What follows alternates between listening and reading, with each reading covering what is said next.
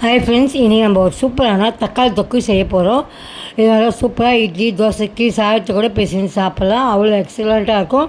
இதுக்கு தேவையான பொருட்கள் என்னென்னு பார்த்துலாம். நான் வந்து ஒரு 1/2 கிலோ தக்காளி அளவுக்கு எடுத்துட்டுருக்கேன். இது வந்து நல்லா அலம்பி தொடச்சி கொஞ்சம் ஃபேன் காற்று அளவு காய வைக்கணும்.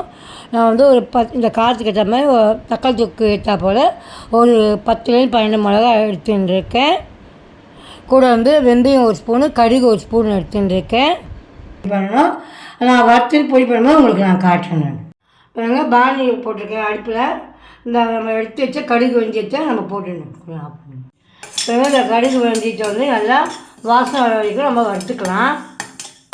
நம்ம எடுத்து வச்சா கடுகு ஜீரகத்தை வறுத்துட்டோம். வறுத்துக்கணும்னா ஆற வச்சுட்டு நல்லா பொடி பண்ணிக்கணும். இது ட்ரையாக தான் ஆறட்டும்.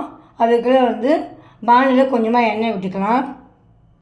பானியில் வந்து ஒரே ஒரு ட்ராப் மட்டும் எண்ணெய் விட்டுக்கலாம். நம்ம எதுக்காக இந்த பெருங்காயத்தை பொரிக்கிறதுக்காக தான். பாருங்கள், நான் வந்து பெருங்காய பீஸ் எடுத்துட்டுருக்கேன். உங்கள்கிட்ட தூளாக எடுத்துக்கலாம். இப்போ இந்த பெருங்காயத்தை சேர்த்துக்கிறேன். இந்த எண்ணெயில் சேர்த்துக்கலாம். இந்த பெருங்காயம் பொரிஞ்சிட்டு இப்போ இந்த பெருங்காயத்தை எடுத்துடலாம். நம்ம பொரிச்ச பெருங்காயத்தை தனியாக ஒரு பிளேட் எடுத்து வச்சுட்டேன். இப்போ இதே எண்ணெயில் வந்து நான் எடுத்து வச்ச மிளகாயை நான் சேர்த்துக்கிறேன். காம்பெல்லாம் எடுத்துட்டேன். இப்போ இந்த எண்ணெயை போட்டுக்கலாம். அந்த அதே எண்ணெய் இப்போ விட்டுக்கலாம். எக்ஸ்ட்ரா எண்ணெயெல்லாம் தேவையில்லை. அதை பெருங்காய பிடிச்ச எண்ணெயிலே நம்ம மிளகாயை வறுத்துக்கலாம். நான் வறுத்துட்டு உங்களுக்கு காட்டுறேன். மிளகாயை வறுத்துட்டு காட்டுறேன்.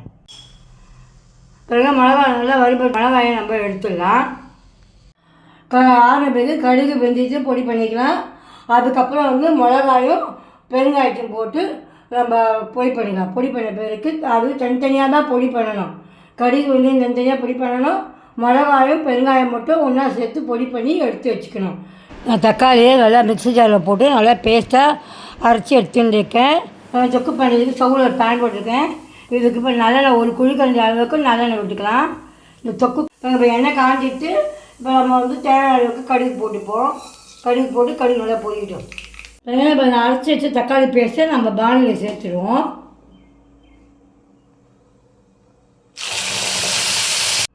பாருங்கள், இப்போ கடுகெல்லாம் பொரிஞ்ச பிறகு அரைச்சி தக்காளி பேஸ்ட்டை சேர்த்து நல்லா கலந்துட்டு பிறகு நல்லா சிம்மில் வச்சு 2 நிமிஷம் நல்லா கொதிக்கட்டும்.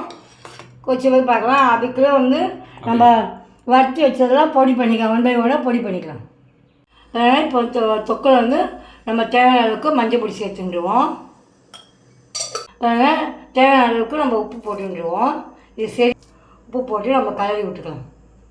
அதனால் நம்ம எவ்வளோ தக்காளி போடுறோம் இப்போ இதில் குறைஞ்சி நல்லா கெட்டியாக எடுத்து இந்த அளவுக்கு இந்த கெட்டியாக இருக்குது. இந்த ஸ்டேஜில் வந்து நம்ம அரைச்சி வச்ச வெந்தய பொடியிலேருந்து உங்களுக்கு தேவையான அளவுக்கு போட்டுக்கலாம். நிறைய போட்டாலும் கசந்து போயிடும். நான் வந்து 1-2 ஸ்பூன் போட்டுக்கிறேன். மிச்சம் தான் நீங்கள் அடுத்து ஊறுகாய் தொக்கு கூட போட்டுக்கலாம், தப்பு கிடையாது. ஸோ நான் வந்து 2 ஸ்பூன் அளவுக்கு போட்டுக்கிறேன். அதனால் மிளகாவும் பெருங்காயமும் நம்ம அரைச்சி வச்சுருக்கோம். இப்போ இது ஃபுல்லாகவே நம்ம சேர்த்துடலாம். இது வந்து பேலன்ஸ் வைக்காதீங்க, அப்புறம் கெட்டு போயிடும். இப்போ இதுக்கு தேவையான நான் போட்டுக்கிறேங்க. வறுத்த கடுகு பொடி வெந்தய பொடி நம்ம போட்டுட்டோம். இந்த மாதிரி மிளகா பொடி போட்டுட்டோம். நான் வந்து ஒரே ஒரு பீஸ் வந்து வெல்லம் சேர்த்துக்கிறேன். கொஞ்சம் அந்த காரம் உப்பு புளிப்பெல்லாம் நம்ம கொஞ்சம் என்ஹான்ஸ் பண்ணி கொடுக்கும். அதுக்காக தான். இப்போ இதில் வந்து நான் மேலாப்பில் வந்து எண்ணெயை விட போகிறேன். கொஞ்சமாக விட போகிறேன். நிறையா கொஞ்சமாக எண்ணெய் விட்டுக்கிறேன் நான். இப்போ நல்லா கொதிச்சுட்டு இருக்கு. இன்னும் கொஞ்சம் கெட்டியானதுக்கும் நம்ம ஸ்டவ் ஆஃப் பண்ணிடலாம். அவ்வளோதான், சூப்பரான தக்காளி தொக்கு ரெடி. சூப்பரான தக்காளி தொக்கு ரெடி ஆகிடுது. இது நம்ம வந்து இட்லி, தோசைக்கு, சப்பாத்தி, பூரிக்கு, சாதத்துக்கு கூட நல்லா நல்லெண்ணெய் விட்டு பிசைஞ்சு சாப்பிடலாம். அது சூப்பராக டேஸ்ட்டாக இருக்கும். ப்ரெட்டு மேலே கூட லைக் பண்ணுங்கள், ஷேர் பண்ணுங்கள், கமெண்ட் பண்ணுங்கள். மறக்காம தேவி கஃபேக்கு சப்ஸ்கிரைப் பண்ணுங்கள். தேங்க்யூ, பாய்.